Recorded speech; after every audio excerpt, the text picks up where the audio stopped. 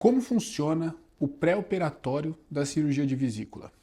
Então hoje eu vou aproveitar enquanto eu estou brincando com o Samuelzinho aqui e com a Moaninha e vou explicar para vocês a segunda parte do vídeo que eu fiz. Qual que era a segunda parte do vídeo que o papai fez, Samuel? O primeiro vídeo foi por que a gente precisa operar, como é que funciona, né? A formação dos cálculos.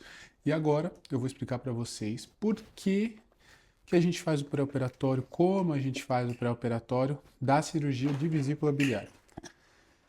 Uma coisa que muita gente pensa é o seguinte, é que o pré-operatório é igual para todo mundo. E não é. O pré-operatório ele é feito basicamente para o cirurgião programar bem a cirurgia e para o anestesista ter uma ideia do paciente que ele vai fazer a anestesia.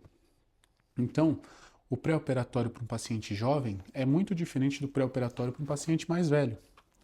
Por exemplo, num paciente jovem, às vezes, a gente precisa de pouquíssimos exames ou quase nenhum exame. Num paciente mais idoso, a gente já precisa de muito mais exames, exames do coração, exames do pulmão. Num paciente fumante, a gente precisa de outros exames do pulmão.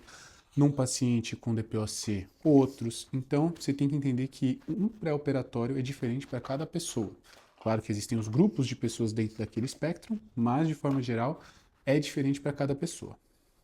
O pré-operatório básico, vou falar do geral aqui, para a maioria das pessoas e também para alguns idosos, porque tem muito idoso que assiste meus vídeos.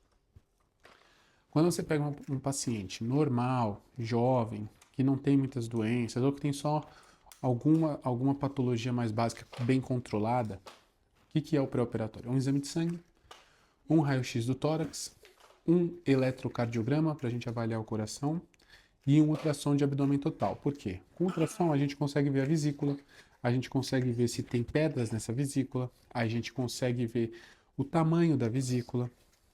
Dá para ter até uma ideia da quantidade e do tipo de cálculo que tem lá dentro. Já no exame de... Eita, tudo bem, meu amor?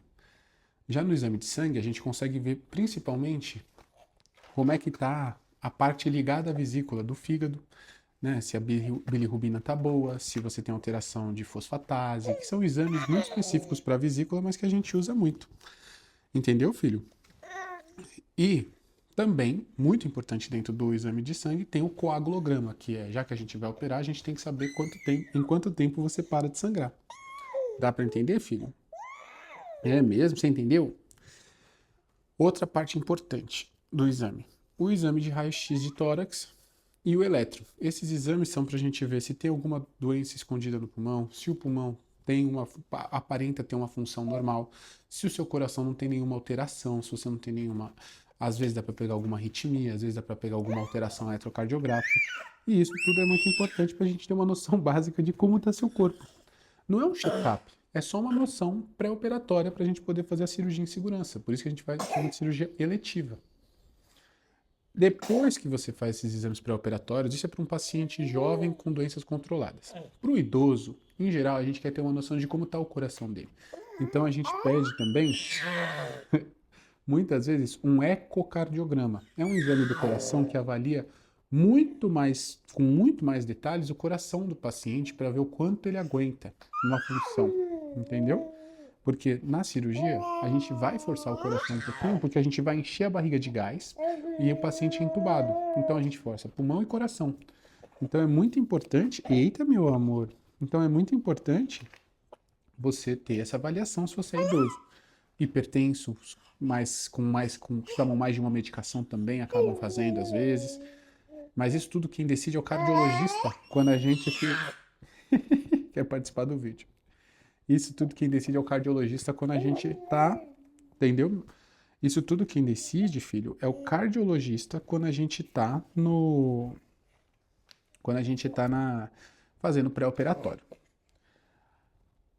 Então a gente já passou pelo ultrassom, a gente já passou pelo exame de sangue, pelo eletro e pelo raio-x, que são os exames básicos. E falamos também um pouquinho do ecocardiograma, que é para paciente mais idoso. E a avaliação cardiológica, que é importante também mais no idoso, que tem um coração mais delicado. Com isso, você já tem uma noção básica de como funciona o pré-operatório da vesícula. É basicamente isso que o cirurgião vai pedir para você fazer. Se você tem uma diabetes muito descontrolada, ele também vai pedir uma avaliação do endocrinologista, porque o endocrinologista tem que controlar a diabetes antes da cirurgia. Se a diabetes não está controlada antes da cirurgia, sua cirurgia não vai fluir bem. Outro exemplo de avaliação que a gente pode pedir, um paciente com doença pulmonar mais grave, um DPOC, ou que fuma há muito tempo e tem alterações ventilatórias, a gente vai pedir uma avaliação do pneumologista. Então não é que o médico está te enrolando, é que você tem algum desses critérios para que esses exames e essas avaliações sejam feitas, porque a medicina, você fala assim, pô, mas por que o cirurgião não sabe avaliar essas coisas? Gente, é como se você pedisse para um eletricista olhar o encanamento da sua casa. Você ia confiar?